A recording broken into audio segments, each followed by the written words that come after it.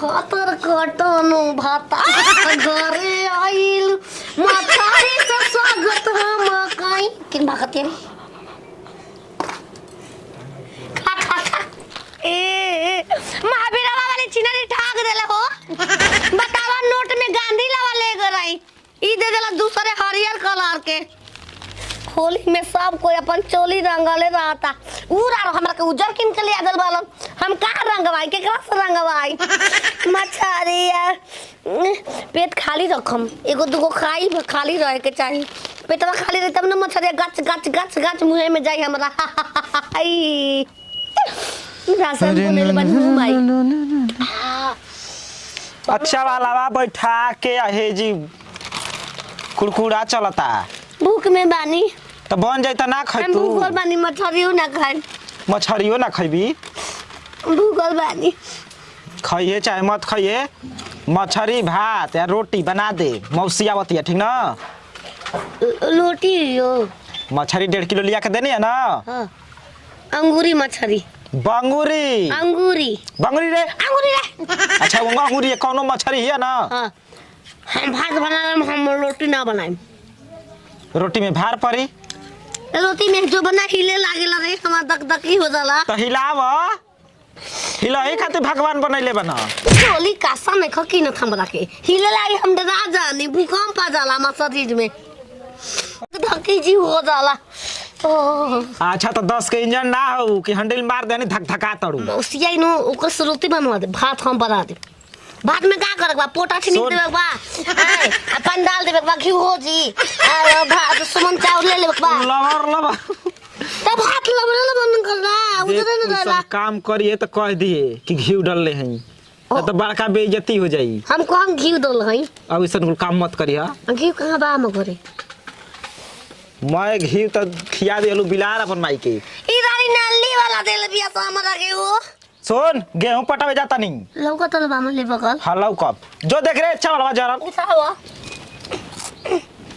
जवानीए में बूढ़ हो गइलू भात बिता दे बा पसवे के खाली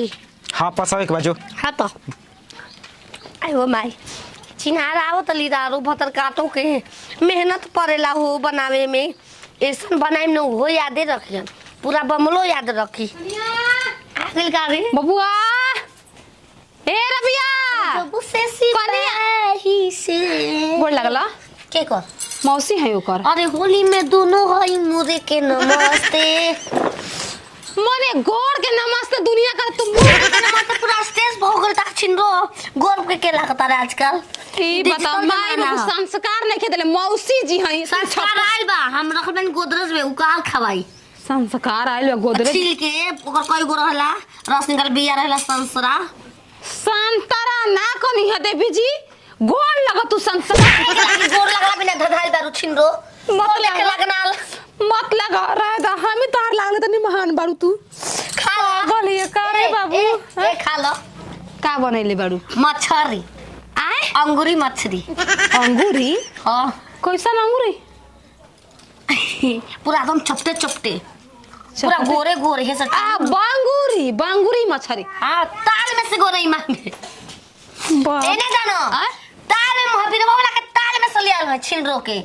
छोड़ देब कोनिया भौरे हो के तू महावीर गांव के नामो जान गइल बड़ू काना महावीर बाबा के गोरे हो ओकर बारात में लेके भाग गए दूसरा संगे हम बारात करतनु हां ओकर मांग भोरे के में हम पकड़ लेनी हल्ला हो गइल को देनी तो रबिया का करे ते तू बारात करतनु तो ऊ का करला हम ना हमरो मन रहे त हम बमला के कपड़ा पाते हैं मेहरारू के बारात करके नती भेज दे बैठा ऊ कहां बैठे ए जसमान ग्रहण करम सीढ़ी लागे बैठा बुरु जायला ना हम दूसरा गांव के इनी ए जे बैठावे आ तना निमन सीढ़ी बा बाछी नरी ए पर एटी दिलल वाला बैठा लेके बनत घर में रख देते हैं पैसा बा म 2000 कोनो बात नहीं चोरी नहीं आजे जाई कोनो बात नहीं हम कह ले आ चोरी जाई 2000 लेके आइए के मुंह खाई दे देबी त चौपट लगतिया 2000 डांट चल जाई का हमारे बेरा लिया भूखाइल बनी कनिया अरे मायरे माई पैदल चल चल जियरा थाक न गइल बटे कहां बेगवा धदरस फेंक देलस टप दे डगरा गइल बा हो बताओ ना पानी दे के कबे के बैठा देलिए मुंह में से पानी टप टप चुता बड़ा सुगंध सुगंध है होता मछरी मछरी नियन मिर्च का बच्चा मछली ले भात देलू लगा देलो बियाह तू ना खइबू तू लियो खाली संग ही हम खा लेनी हैं? बूटी बूटी छोटी छोटी चार को पीस रहे अपना खान तक बोले को हम ना ओढ़े छान के फ्राई कर देलू का टीवी में देख के अंडा अंदर बा ओई में अंदो बा कहो तनी काहे इतना सुगंध चाटा चाटा तू भातर कटनो भाता घरे आइल मछरी से स्वागत हम काई किन भागत रे खा खा खा ई कहो रही हाय मछरी बनाइले बाड़ू जिंदा आय आय का बोल रे को मछरिया ए देवी जी ए मारो मुआ के तो सबे खाला जिंदा खा के देखो जिंदा मछली तू का करे फोन पर हमके जिंदा मछली खाए के बा कैसे खाना जिंदा माने जियर मछली के काट के बनाए के कहले यार समझ ले बाबू पेट में बच्चा परजी मरबे ना करम त कुआरे में भले बिया के रख दे आय बाप रे बाप ए नाती भेड़ुआ कहां गइला देख पानी डालू पानी में जी ही का ए छिनर जिया के त कतई नाद में गढ़ा में डाल तो मथरिया में का जिया तड़ू एक खटी खो तोर माई के खो भोसो दी गारी आरे मछली खा के दिन ए बचाओ सी बचना बो बाले रे आय हम आवते हमके जिंदा मछली चाहिए हाय जिंदा जल्दी मुंह में डाल तोर माई के मुंह में डाल भोसो ए कनिया काट बना के तो बड़ी मुंह में से पानी चुवत रहला मुंह में के पानी मुंह में अटक गई वाह केने रह गइल रे एने बिया खा रहा हेलो बना के लेके आओ फिर से हम खाई हम कैसे खाई ये खा के बता खा ना तो जा हम ना बनाई हमें लून नहीं खे नाती बाबा उड़ा कइले बना जा आय बाबा। बताओ अब खेत हो ही तारे बा मौसी गोल लागत खेत हो ही तारे पाइप बिछाओ तार के सारा पटाख नहीं ठीक है सारी नहीं ठीक है खेत जो पटा खेत नतिया ले खो मछली मौसी तोर मेहरारू असही मछली बना के दी त खाली मौसी आई देख का करती है देख मौसी करे तोरी दादी मो जियाते खाली मसाला खुल तो तू ना जिंदा मछली ले आल जिंदा मौसी खाई एगो मुअल होनी सा त बर्फ में के मौसी ना खा ले ओही से कहानी के बाबा जिंदा मछली घोटले रहल परजाक पने कैसे घोटले रहल परजाक पने कैसे घोटले छिनरो जा के पानी फरिजाक पनिया फ्रिज के कहती है कैसे वो तो पी मुंह जा- रहला पनिया फ्रिज में रहला कूलर में ना जमाना के कहना खानदान के उठा लिए मेरे मेहरा रे नतिया हो जिंदा ओ मछली काचे खो आज हम खाए तोड़ देखूंगा कैसे खाई रे काचे खाई खाई खाई मैं मसाला डाल दे बनी खा जीवी मौसी काचे अरे ना हई हरदी घोर के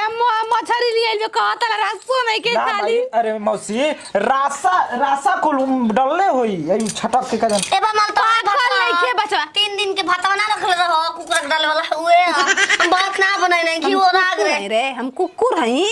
जिंदा मछली कुकुर के छोड़ल भात ओही खातिर मौसी के हाथ फोन लेकर ना कैले बिया मौसी मौसे बिया करे ए ले बहु मिठाई लेकर ना रानी भतर कटनी मिठाई लेकर बहुत अच्छा आधा किलो अंगूर आधा दर्जन केरा अंगूरी में हम अंगूरी मछली ले बनी बेसी तो हम ले जवन बनी सस्ता रही 40 रुपया किलो अंगूर मिला था हां बैठ खा ले आलू बैठ मिठाई 300 रुपया ना किलो वाला ये अपन बाप के रानी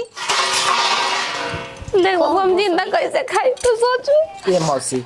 एक दांत काट ले भले मत खाइए हां नाती तो पागल संग संग तू बा खो रे मन खो तू खो हम खाई मछली तो बहुरी खाओ है पता हम खा ले करे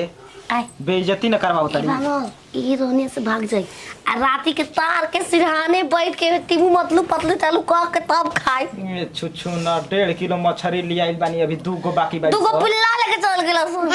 पिल्ला ये को बच्चा का करी उपाय ना मिलल चलो मौसी से बाकी मांगल जा चल